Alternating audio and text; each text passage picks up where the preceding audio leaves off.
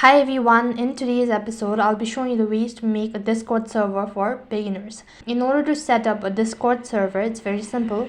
All you need to do is you need to start by opening the app on your desktop or on your mobile device. Either way, the procedure is gonna remain the same.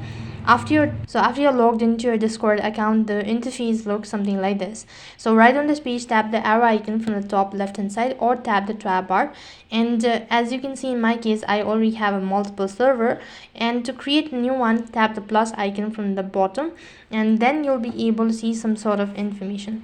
So in order to create a server, go ahead and tap on create my own. Here you'll need to select why you're actually creating a server. So either it's for your friend or for yourself or for a club or a community.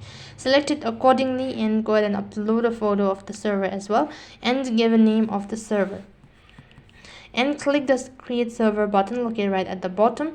Now you can go ahead and share a link with your friends and family whom you actually want to invite or add it to your server.